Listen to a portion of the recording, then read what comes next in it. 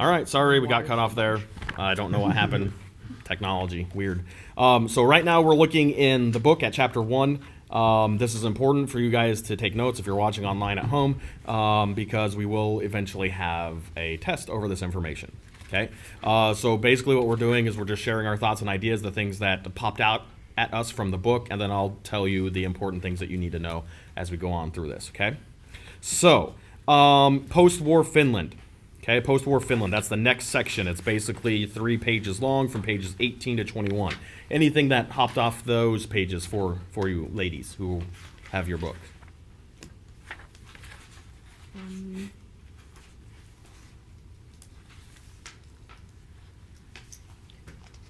Just that they had to relocate 750,000 people.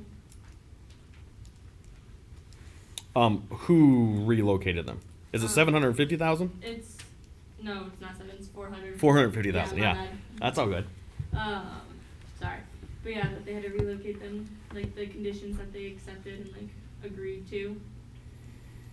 Yeah, so like I said, right there on page 18, it talks about post-war Finland, and basically the Russians came in and they took over. The living conditions were pretty awful. The Russians completely took advantage of Finland, raised their taxes through the roof, took a lot of their money. About 11% of the population was moved. That's that 450,000. Just from the war itself. 90,000 were dead and 60,000 were permanently injured. So that's you don't have to know numbers like that. No, you won't. You'll need to know dates, but not necessarily numbers. Okay. Yeah. Dates are even worse than numbers. Worse than numbers? Yeah. Shoot. Okay, so speaking of dates, let's pay attention to the dates on page 19. Okay, these are the 3 stages of economic development. And the reason why these are important is because they directly led to the educational reforms. They're different periods of educational reform as well as economic reform. So from 1945 to 1970 there, that first dot, you can see that they wanted to enhance equal opportunities for everybody. And that carried over into the classroom as well. And you see that that is a huge idea that the Finns have about their education system.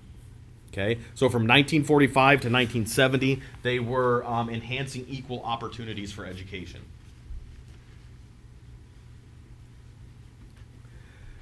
Then from 1965 to 1990, so yes, these all overlap, and you should see that through change and through any kind of reform. You should always see an overlap of about 5 to 6 years. So from 1965 to 1990, they wanted to create a public comprehensive school system. Create a public comprehensive school system. Because what they had before was not comprehensive. It was basically like, you can go to school, you have these different options of what you can choose. You can choose this way or you can choose that way, but it's not comprehensive for everybody. If you went to public schools from the ages of like 7 to 10, you had several options of the ways that you could go. So from 1965 to 1990, they wanted to make it comprehensive for everyone across the board. Okay, and then the third thing is from 1985 to the present. From 1985 to the present, they wanted to improve the quality of basic education. Improve the quality of basic education and expand higher education. And expand higher education.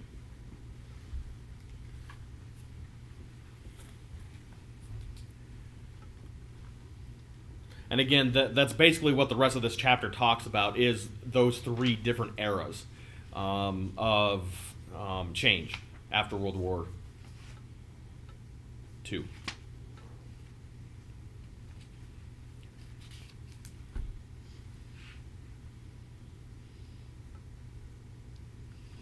So it's interesting to point out on the top of page 20 there, it talks about in 1950s. It was very similar to the 1950s here in America. Education was not equal for everybody. The people who lived in the rural communities, they spent a lot of time on the farms. They didn't go to school for very long. They went to school maybe up through middle school, and then they stopped going to school to help out on the farm. Okay, in your cities, you would see that a little bit. Some of your students started to work in factories. There was a lot of changes happening politically during this time period, so you would see some students go work in the factories instead of going to school.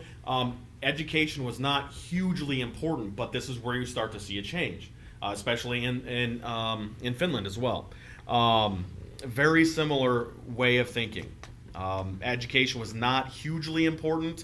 In fact, if you look at the top of page 20, only 27% of 11-year-olds went to school. Okay, that's a really tiny number. That's just over a quarter of people. Whereas in America, it was mandatory. You went to school, that kind of thing. And this is what they're talking about as far as grammar school. It's your elementary school, basically. But only 27%. So that was in 1950. So that was one of the first things that they decided to change.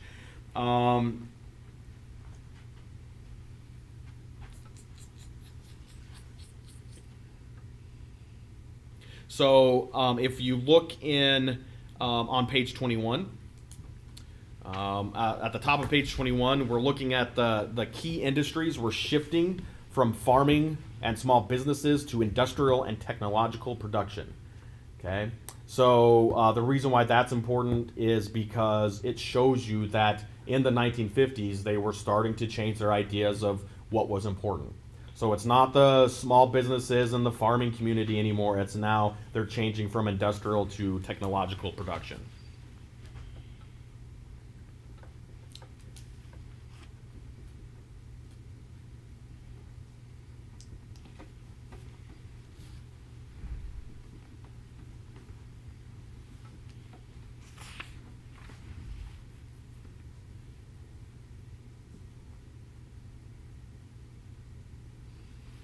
All right, so then there were three committees. There were three committees that really got the ball rolling. In 1945, in what year? 1945. Yeah.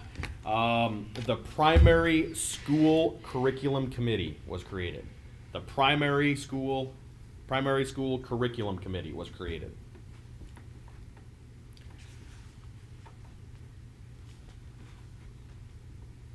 And this committee basically went and decided, hey, let's get away from syllabi, because when we talk about syllabi, it's very focused on you're learning this, you're learning this, you're learning this. I mean, this is what we're learning. You will learn this.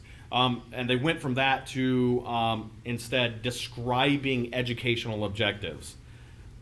To describing the process of education as well as evaluation. This is of teachers and of students.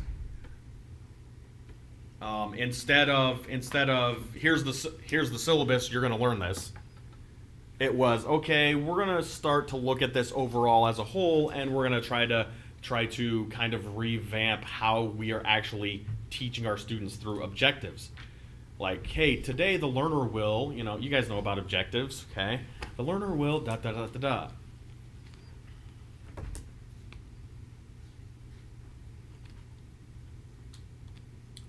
Okay. The second committee that you need to know is the Education System Committee. The Education System Committee. And this, 1946. Yes, good job. 1946. Committee, two M's or one M? Yes, sir. Two M's. Thank you. Two E's at the It's end. gonna drive me crazy. Yeah. 19 what? 1946. What was the committee called? Education System Committee. So in the Education System Committee, they wanted to establish regulations on compulsory education. And compulsory means mandatory. So mandatory education. So no longer are 27% of our students going to be in the school. We're going to have 100% of our students in the school. Okay? And they actually really looked at how different parts of the education system should be connected and interlinked. Because up until this point, it was very, very linear. It was, you just follow the ladder. But if we're being honest, things that are happening in English can happen in math and science and social studies, and things that are happening in social studies can happen in math, science, and English. Okay, and vice versa. So that's what the Education System Committee looked at. It was you should know that class is pretty much over. Okay. Two things real quick I want to get to though. So the Education System Committee said that you know what, everybody should have the same basic education from kindergarten on up, right? On up to about 8th grade. And this was really a new concept to people because usually it was from 1st grade to about 4th grade. And then that's where you start to see the different spheres. You know, you either are going to go more vocational or you're going to go more educational. Okay? You said kindergarten to 8th grade? Yes. One thing that they did require everybody to do is learn foreign language. That was how they decided whether or not you went into the vocational program or if you went into the educational program. If you learned a foreign language, you went into the educational program. If you didn't, you went into the vocational program. So it's basically the difference between white collar and blue collar. That's how we would look at it here in America. Just any foreign language, or They does actually, the school choose? they primarily learned English, Okay. and then they could choose like another. Their testing system is awesome. It tests Mhm. primarily on their native tongue, and Okay. then on English, and then they can choose another. Or Swedish, and some even knew Polish. So Yes. there was a lot. Yeah, and that's the thing. Now that's what makes this amazing. When we go over there to Finland and Sweden, most of them are going to speak English to us because they realized that in the early 1940s and 50s that America was going to be where it was at, where capitalism is and all that kind of stuff. So they learned English, which was kind of fascinating. Those students who learned the foreign languages, those would be the ones who would get sent to what they called the gymnasium, which is interesting because that actually means secondary school for them. Yeah, right? And that's totally different meaning for us. Okay? So finally, the third committee, the School Program Committee. The School Program Committee. That happened in 1956. The School Program Committee happened in 1956, and what they wanted to do was bring together all the different educational changes that had happened up to that point and really unify them together. So from 1946 to 1956, there were all these changes and little pockets of education oversight committees, and they said, okay, that's too much. We need to bring it under one house, one roof. And so that was the job of the School Program Committee.